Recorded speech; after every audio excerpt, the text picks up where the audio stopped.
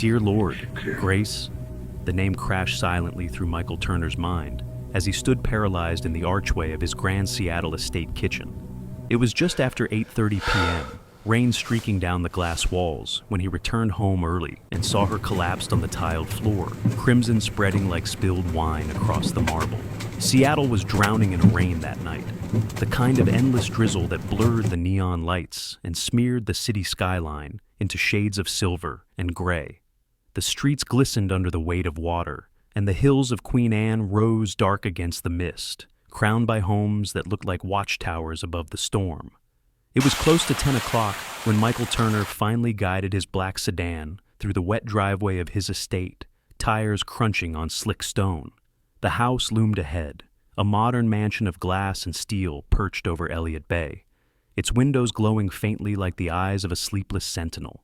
Michael Turner was 45, tall, with broad shoulders shaped by years of self-discipline in both gym and boardroom. His hair was dark brown, streaked with silver, combed neatly back, and his jaw carried the faint stubble of a long day. His clothes bore the imprint of his position: a charcoal suit with rain-speckled lapels, Italian leather shoes that now squelched faintly as he stepped from the car, and a silk tie loosened after endless meetings. Though his career as an investment strategist had made him a man of wealth, it had also given him an aura of control, eyes that missed little, a voice that rarely wavered. Yet beneath that polished armor was a man who longed for decency, who had built empires but still believed in human kindness. The storm seemed to follow him inside as he opened the heavy glass doors. Usually the house welcomed him with the faint hum of classical music or the comforting scent of fresh cooking, but tonight silence reigned. It was broken only by the sound of his own shoes tapping on marble floors and the faint dripping of rainwater from his coat. Something in that stillness prickled at him. He set down his briefcase, unbuttoned his jacket, and listened. A sound reached him, faint, broken, muffled. At first he thought it was the mechanical hum of the refrigerator. Then, as he moved closer toward the kitchen, he realized it was sobbing, fragile, gasping sobs that did not belong in a house built to intimidate rather than comfort. He froze in the doorway.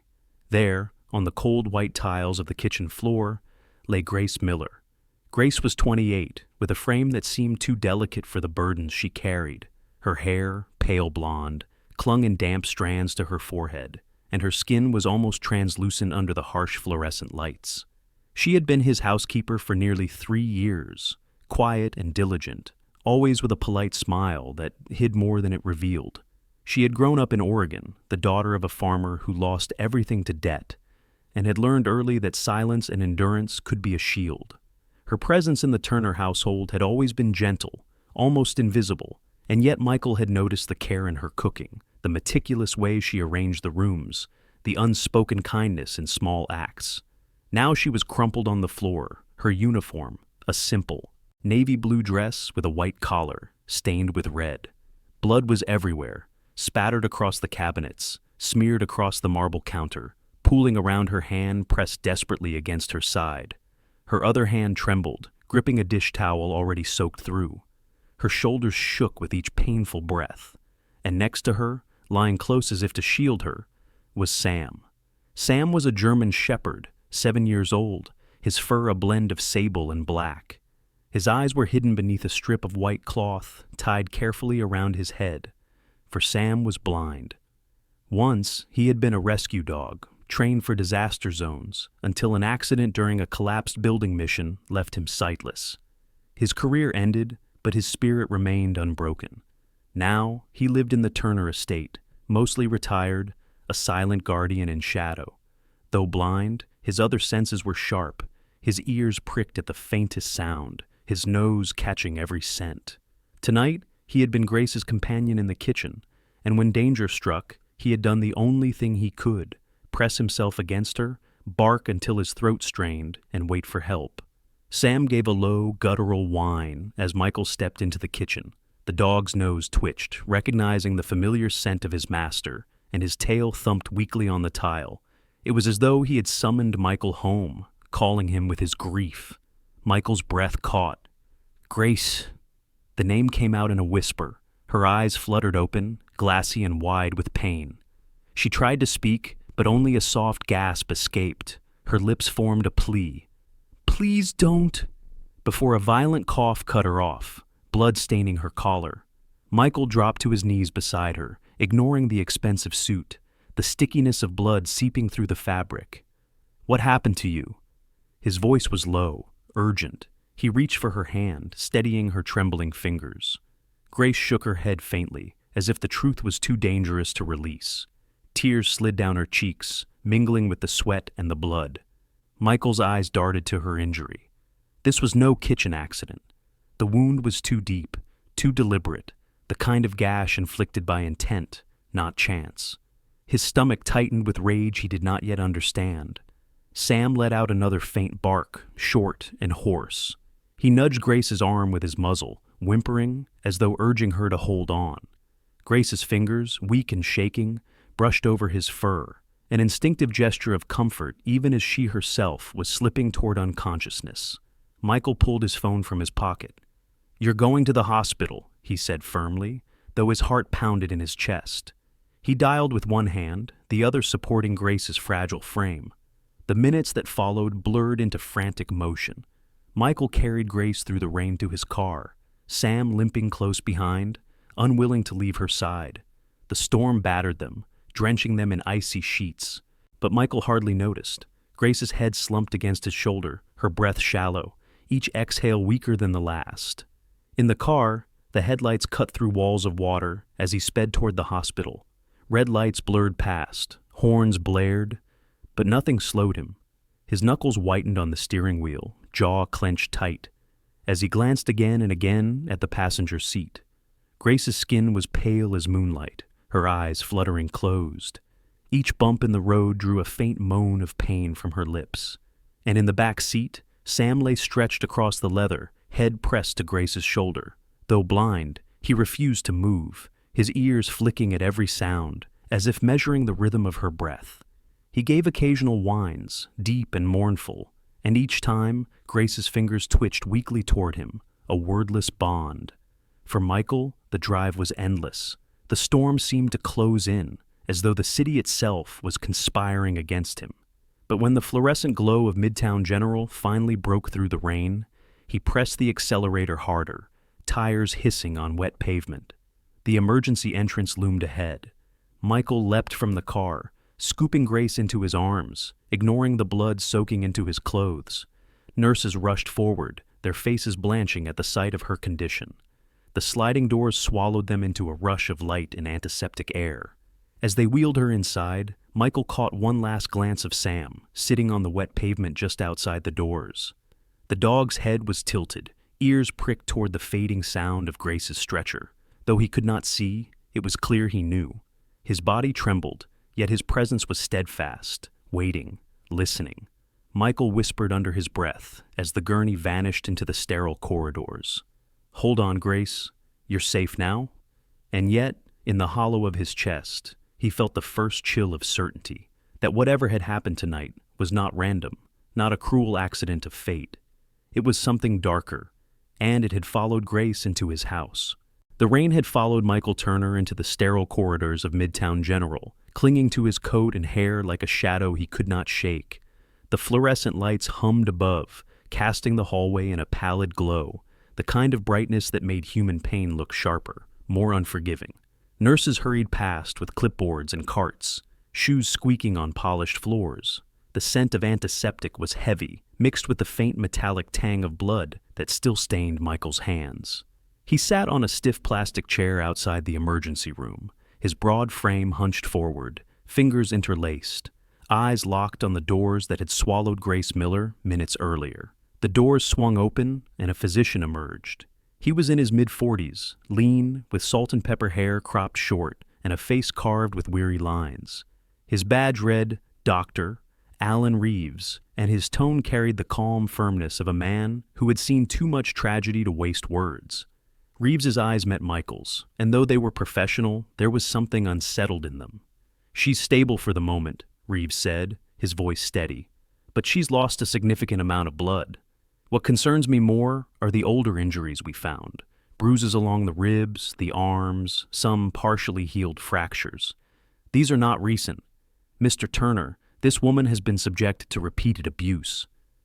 Michael's chest tightened. His knuckles whitened against each other. The words hung between them like a heavy curtain, impossible to ignore. "She never told me," he murmured. "Not once." Reeves shook his head slowly. "Victims often don't. Fear is a powerful leash." Then, after a pause, he added, "She'll need rest, care, and a safe environment. Without those, the cycle continues." Michael nodded, jaw clenched. He wanted to ask more, but Reeves was called away by a nurse, disappearing back into the tide of urgent voices. The echo of heels broke the silence next. It was a sound Michael knew well, precise and deliberate. A staccato rhythm that belonged to someone who had mastered the art of entrance. Turning, he saw his wife, Rebecca Turner, sweeping down the corridor. Rebecca was 42, statuesque, with chestnut brown hair swept into a sleek bun that accentuated the symmetry of her face. She wore a cream-colored trench coat that seemed untouched by the rain, cinched at the waist with meticulous precision. Her posture was regal, her smile poised, an image curated for admiration. Rebecca was the daughter of a real estate magnate who had raised her with the conviction that appearances were everything. Her upbringing in a world of cocktail parties and country clubs had forged her into a woman who could charm a room with ease, though beneath that charm lay steel, calculating, cold, and unwilling to be diminished.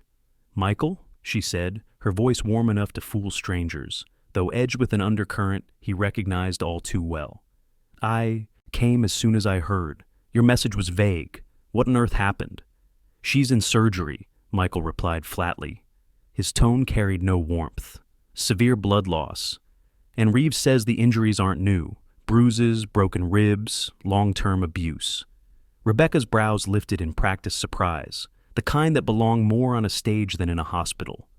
"Oh my goodness, how terrible. But you know Grace. She's always been clumsy. I've told her countless times to be more careful." She let out a brittle laugh, a sound that died in the air without touching her eyes. Michael's gaze hardened. "Clumsiness doesn't leave fractures." Rebecca shifted her leather handbag from one arm to the other, her nails tapping faintly against the strap. For a flicker of a second, something passed over her expression. Annoyance, perhaps even fear, before her smile returned, smoother than glass. "Darling, I only meant, well, you've always had a soft spot for her cooking, maybe too soft. You know how people get ideas." The words hit him like a slap. His jaw tightened, but before he could respond, a nurse approached, informing him that Grace had been moved to a recovery room. Grateful for the interruption, Michael excused himself, walking down the hall with long, clipped strides. Rebecca lingered behind, her heels clicking softly as she followed. But when Michael turned into another corridor, she veered away. Grace lay in a dim recovery room, her pale face half hidden by tubes and wires, her breathing shallow but steadier. Michael leaned over her, murmuring, "You're safe now, Grace. No one can hurt you here." Her eyes flickered open for a brief moment, clouded with exhaustion and fear. Her lips moved, but no sound came. Michael brushed her damp hair from her forehead, then straightened reluctantly. "I'll be right back," he whispered. When he stepped out, Rebecca slipped in. The door clicked shut behind her, muting the outside bustle. She set down her handbag on the counter, her expression softening into something sweeter. "Grace," she said, voice dripping honey. "How are you feeling?" Grace stirred, her fingers curling weakly around the blanket. Her eyes darted to the door, then back to Rebecca, fear tightening her chest. Rebecca leaned closer, her perfume sharp, her smile unwavering. "Listen carefully," she murmured, the sweetness evaporating like sugar in flame. Her tone dropped, low and venomous. "If you ever breathe a word about what happened, if you so much as hint it to Michael, you will regret it. Do you understand me?" Grace's throat tightened. She tried to shake her head, but the motion only made her wince. Rebecca's eyes glittered coldly. "You think Michael will save you? He doesn't know you like I do. You keep quiet, you heal, and then you disappear. That is the only way you walk away from this alive." The silence in the room thickened, broken only by the beep of monitors. Grace's breath trembled, her hand gripping the edge of the blanket until her knuckles whitened. From the hallway came a sudden noise, a sharp bark. Sam. The German shepherd had been lying just outside the room, guided there by instinct rather than sight. His ears caught Rebecca's voice, sharp and poisonous, and his body stiffened. A guttural growl built in his throat, growing louder until it broke into a bark that echoed down the corridor. Rebecca flinched, her polished composure cracking for a split second. She hissed under her breath, glaring at the closed door. "That mutt!" The door opened abruptly. Michael stepped in, his brow furrowed. He glanced at Sam, who stood rigid, tail bristling, nose pointed toward Rebecca. The dog barked again, sharp and insistent. Michael had never seen him react this way, not even with strangers. Rebecca recovered instantly, smoothing her coat with a graceful hand.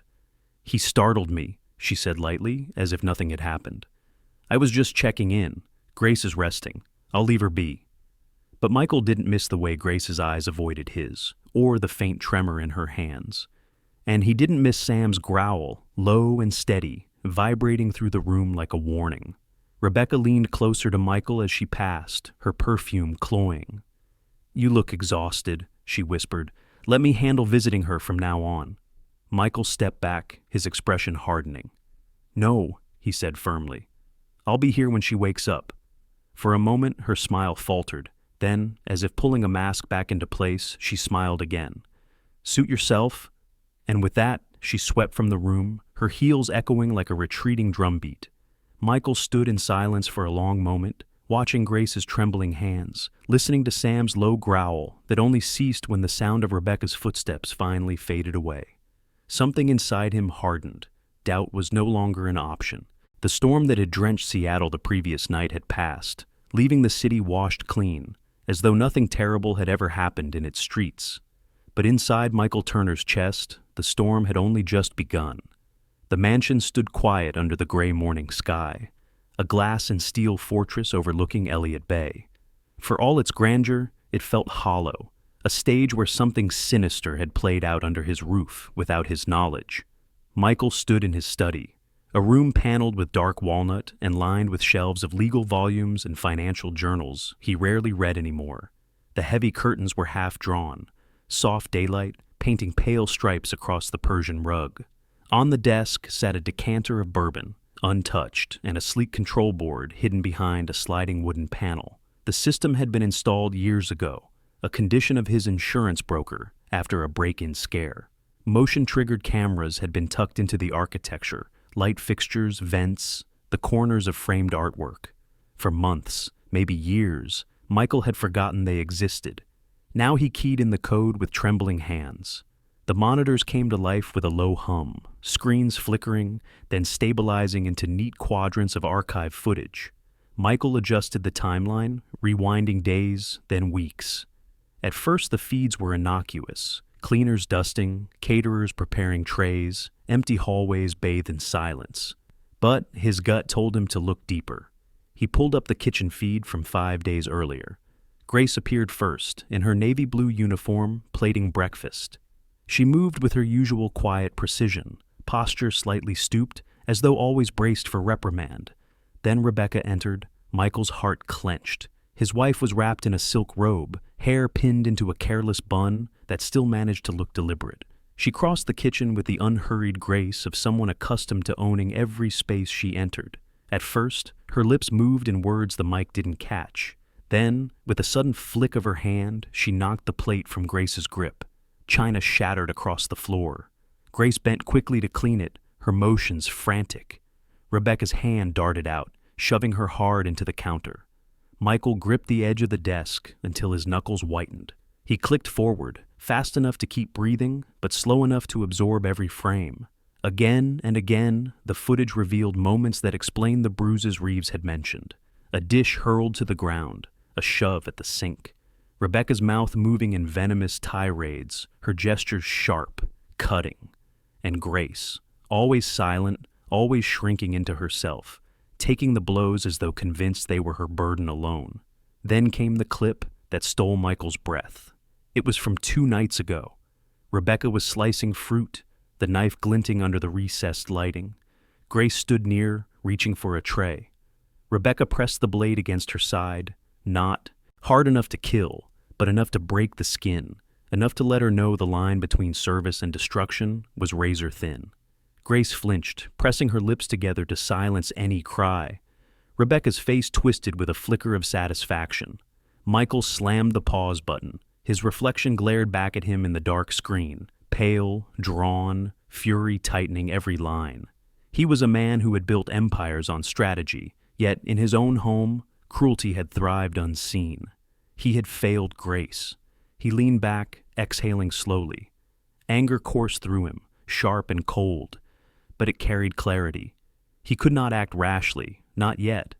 Exposing Rebecca would require precision, timing, undeniable proof that no social mask could conceal. He knew her too well. She would twist, deny, charm her way out, unless cornered by truth in front of witnesses. But his hand hovered again over the timeline. He needed more. Scrolling further, he stumbled on a quieter scene, one that drew a different ache from his chest. Grace was in the living room, kneeling beside Sam. The German shepherd lay on his side, his muzzle resting against her lap. The white cloth she used to cover his blind eyes had slipped slightly. Grace, with tender hands, adjusted it back into place. Her lips moved, soft words barely audible but clear enough when paired with the camera's faint audio pickup. "You're still beautiful, Sam. You always will be." Sam's tail thumped faintly at her voice, though he could not see her. Grace leaned closer, stroking the rough fur at his neck. Her face softened, losing the guarded stillness she wore around others. In that private moment, she was not a housekeeper serving under the gaze of cruelty. She was simply a young woman offering love to a creature who understood suffering. Michael's throat tightened. That simple kindness, that act of reminding a blind dog of his worth, pierced him more than any footage of violence. Grace had not only endured, she had given warmth, even when she had none for herself. He sat there for what felt like hours, watching, rewatching, memorizing each detail. His mind ran through possibilities: police, lawyers, press. Yet instinct told him Rebecca's power came from reputation, from her ability to weave charm around social circles that believed her flawless. To tear that away would require more than a report. It would need revelation. A knock at the door startled him. It was Eleanor Grant, the house's senior maid, a woman in her mid-50s with short-cropped gray hair and a sturdy build shaped by decades of physical work. Her uniform was plain, her shoes practical, her manner brisk. Eleanor had served the Turners for over 10 years, loyal not out of adoration, but necessity.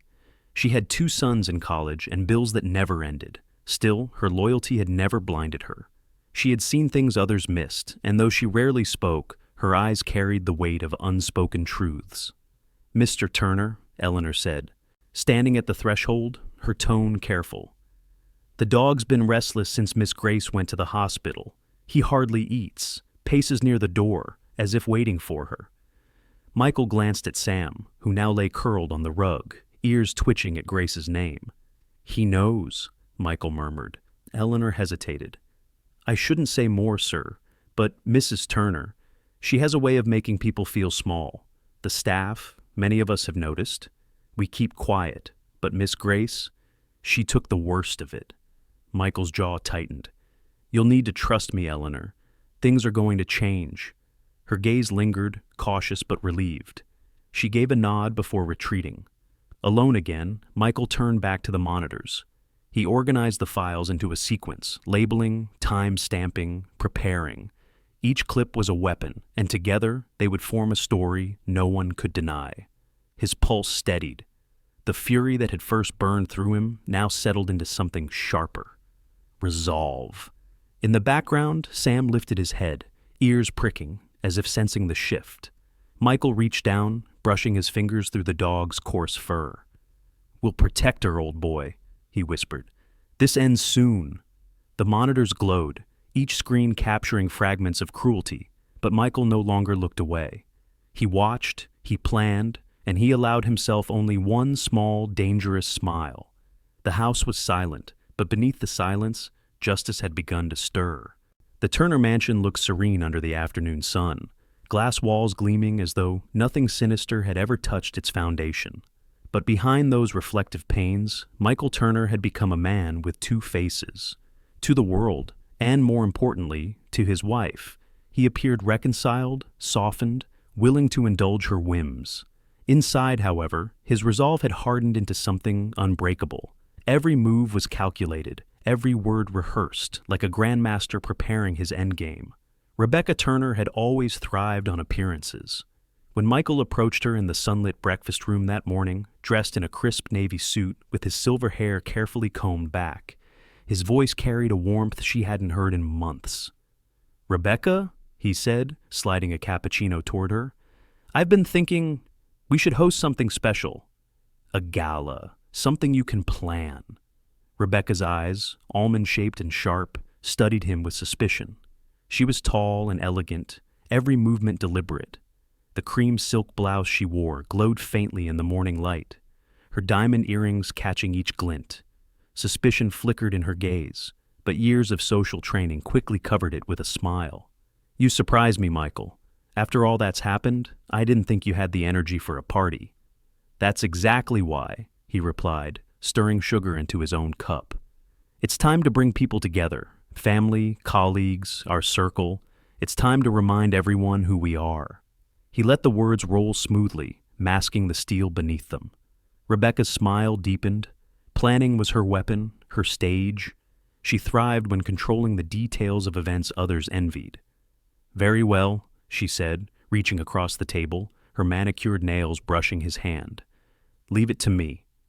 Michael squeezed her fingers lightly, concealing the disgust that churned beneath his skin. "Perfect," he said. "Let's make it a night no one will forget." At Midtown General, the atmosphere was very different. Grace Miller was slowly recovering, her pale skin regaining hints of color. The bruises across her arms and ribs were still visible, but fading. She wore a simple hospital gown, her blonde hair tied back loosely. But her spirit, fragile though it was, began to show sparks of resilience. Every morning, Michael arrived with coffee and pastries, leaving them on the bedside table before heading to work. Every evening he returned, his suit jacket slung over the chair, sleeves rolled up, speaking to her softly about the city skyline beyond the hospital windows. Grace, shy as she was, began to respond with faint smiles. But her greatest companion in those sterile halls was Sam. The German shepherd had refused to leave her side since she was admitted.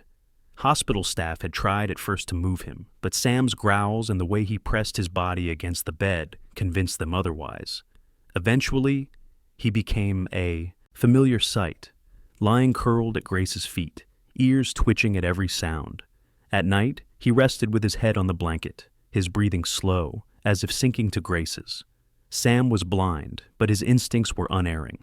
Whenever a stranger entered the room, his head turned sharply, ears erect, body tense until he recognized the voice. Nurses grew accustomed to his vigilance, often chuckling softly at the dog's protective devotion. "That shepherd's a soldier," one of them remarked. "Blind or not, he knows his duty." Grace's bond with Sam deepened each day. Sometimes, when she thought no one was listening, she whispered stories to him, about the farm where she grew up, the apple orchard she used to play in, the way she had dreamed of becoming a teacher before her father's debts forced her into endless work. Sam, ears twitching, seemed to listen with the patience of a confessor. When her voice faltered, he nudged her hand with his cold nose until she stroked him again. Among the nurses, one in particular grew fond of Grace and Sam. Nurse Claudia Hayes, in her mid-30s, was short and slightly round, with chestnut hair perpetually tied in a messy bun and kind brown eyes that sparkled even during 12-hour shifts. Claudia had grown up the daughter of a paramedic, witnessing tragedy early, and had chosen nursing not for glory, but for the quiet satisfaction of easing pain. She adored animals and often slipped Sam treats from her pocket, laughing when he sniffed them out despite his blindness. "You've got yourself a guardian angel, Grace," Claudia said one afternoon, adjusting Grace's IV. "And not just him. Mr. Turner's been here every night. Men like him don't sit in hospital chairs unless they care." Grace's cheeks warmed. She shook her head faintly. "He's just kind. He doesn't have to do this." Claudia's smile softened. "Maybe, but he does. And that says something." Back at the mansion, Michael spent his evenings in the study, curating the files from the hidden cameras. Each clip was cataloged, labeled with dates, times, and contexts. He rehearsed in his mind how they would play, the order in which the truth would unfold before an audience that could not look away. His phone buzzed with updates from caterers, florists, musicians, all arranged under Rebecca's direction. She relished the role, calling vendors with the sharp precision of a general commanding troops. Michael played his part to perfection. At breakfast, he praised her choices. At dinner, he nodded at her enthusiasm. When she suggested emerald green for the drapes and a jazz quartet for the entrance, he smiled and agreed. The more she believed in his compliance, the sharper her fall would be. Rebecca had a friend she leaned on during the planning, Lydia Porter, a tall, slim woman in her early 40s with auburn hair and an angular face softened by layers of makeup. Lydia was a fixture of Seattle's elite circles, a divorcee who thrived on gossip and social maneuvering. She adored Rebecca, partly out of genuine admiration, partly because standing beside her gave Lydia relevance. Michael observed her visits from afar, listening as Rebecca and Lydia debated guest lists, sneered at rivals, and planned extravagance. Lydia was harmless, a sycophant, but useful. The more Rebecca immersed herself in her glittering plans, the less she suspected the net closing around her. At the hospital, Grace's confidence began to grow. One evening, as rain streaked down the window, she looked at Michael sitting in the chair beside her bed. "Why are you doing this?" she asked softly. "Why are you here?" Michael leaned forward, resting his forearms on his knees. His face, usually composed, softened. "Because you've given this house something I never realized it needed. Warmth. And because what's been done to you is unforgivable. I can't undo the past, Grace, but I can make sure it never happens again." Her eyes shimmered. She reached down, brushing her fingers over Sam's head. "I only stayed because of him," she whispered, "because if I left, no one would care for Sam." Michael's throat tightened. He glanced at the shepherd lying with his muzzle pressed to the blanket, tail flicking faintly at Grace's touch. He realized in that moment that Grace's loyalty extended even to a blind, aging dog, and that her strength had not been weakness at all. It had been sacrifice. Sam let out a soft bark, as if to punctuate the thought. The sound drew laughter from both Grace and Michael, a rare lightness in the heavy air. By the week's end, the mansion bustled with deliveries, crates of champagne, floral arrangements, tuxedos pressed and ready. Rebecca glided through it all like a queen preparing for coronation. Lydia followed her with a notebook, scribbling guest names, adjusting details. And Michael, ever composed, let her.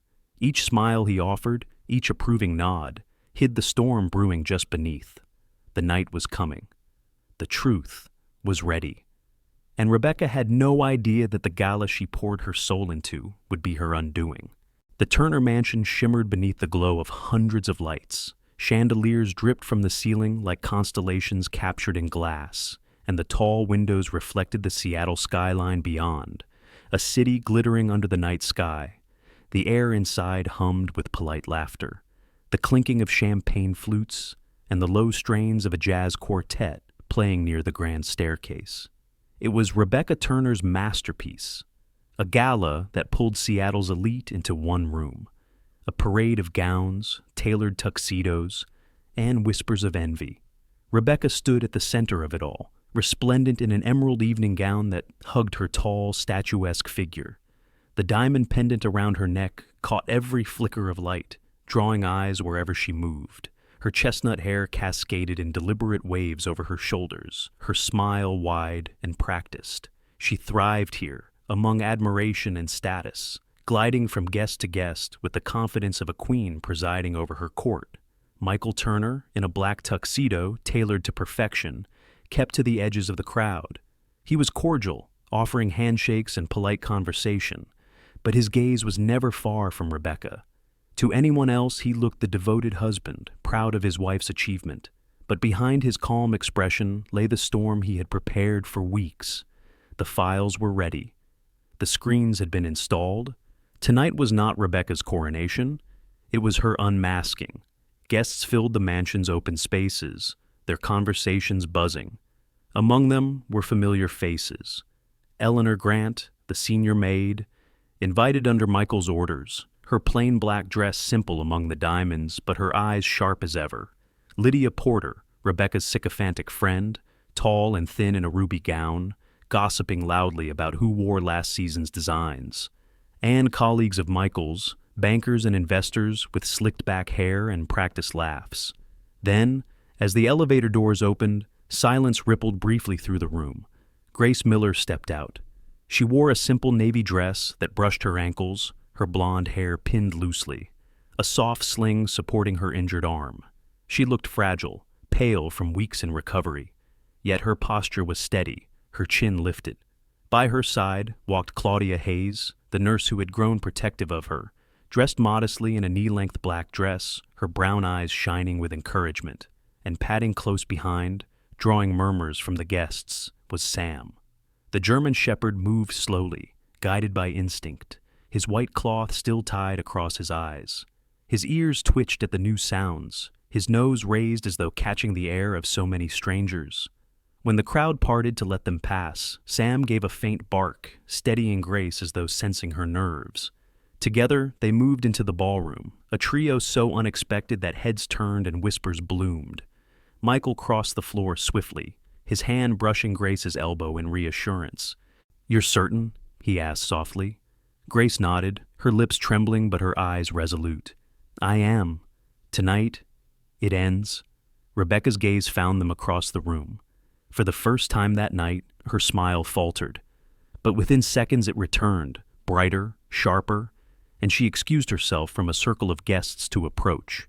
Her heels clicked against marble like a metronome of dread. The orchestra fell silent when Michael lifted his glass. He tapped it lightly, the chime slicing through conversation.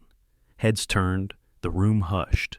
Rebecca stood a few feet away, her smile radiant, waiting for praise. "Thank you all for being here tonight," Michael began, his voice smooth but carrying an undercurrent of gravity. "We are here to celebrate not just success, but the people who make our lives meaningful, those who serve faithfully, those we trust, those we value."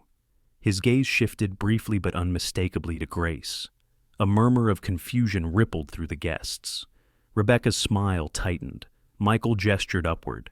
From the ceiling descended a massive screen, its surface glowing. "And sometimes," he continued, "the truth deserves its own stage."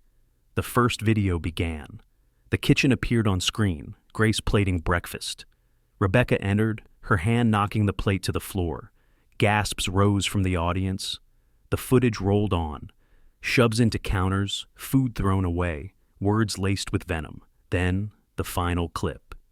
Rebecca pressing the knife against Grace's side, the blade drawing blood as her face twisted with satisfaction. The room erupted into horrified whispers.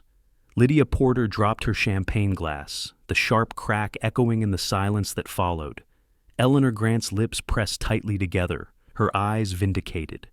Guests stepped back from Rebecca, their admiration dissolving into revulsion. Rebecca's face paled, her practiced mask shattering. This is completely out of context," she stammered, her voice rising. "Michael, how dare you—" Michael stepped forward, his tone icy, cutting through her protest. "The context is simple. You brutalized a woman who served this home faithfully. You humiliated her, hurt her, and tried to erase her. But tonight, Rebecca, you are erased." The silence was deafening. Then the doors at the back opened, and 2 uniformed security guards entered, their presence unmistakable. Michael had arranged it. They did not wait for instructions. They moved toward Rebecca, whose eyes darted frantically from face to face, searching for an ally among people who now recoiled from her. "You can't do this," she hissed, voice breaking.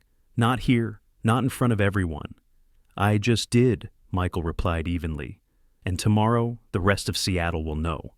Rebecca was escorted out, her emerald gown trailing like a fallen banner, her heels clicking desperately against marble until the sound faded. The silence left behind was heavy, charged. Then, slowly, the guests began to shift, not toward Rebecca's absence, but toward Grace's presence. One by one, people approached her, murmuring words of sympathy, of admiration. Claudia squeezed her shoulder, eyes bright with pride. Eleanor gave a small nod, silent but resolute. And through it all, Sam stood tall at Grace's side, ears perked, tail steady. Then, in a moment that seemed to break the tension like a dawn after storm, Sam barked. Loud, clear, unwavering, the sound echoed through the hall like a proclamation. Heads turned, and Michael, standing beside Grace, felt the weight of it. He leaned close to her, his voice soft but certain. "You'll never go back to that kitchen unless you want to. From now on, Grace, you're not just someone who serves this home. You're part of it. You're part of my family." Tears welled in Grace's eyes. She dropped to her knees, wrapping her good arm around Sam's neck, pressing her face into his fur. Sam leaned against her, blind eyes hidden by the white cloth, but his presence radiant, loyal. Outside the mansion's tall windows, Seattle's skyline sparkled like 1,000 promises. Grace was no longer a shadow in her own life. She was free. In the end, this story is not only about Grace, Michael, and Sam. It is about the way light always finds a path through the darkness. Sometimes God works his miracles quietly, through the loyalty of a blind dog or the courage of a wounded heart. He reminds us that no cruelty can hide forever, and no truth can be silenced when his hand is at work. Perhaps in your own life, you have felt small, overlooked, or mistreated. But remember, the Lord sees you. Just as he gave Grace the strength to endure and Michael the wisdom to act, he can bring justice and healing into your life too. If this story touched your heart, share it with someone who may need hope today. Leave a comment below, and if you believe God still shines his light even in the darkest rooms, write Amen. And do not forget to subscribe so that together we can keep spreading stories of faith, courage, and love. May God bless you and protect you always.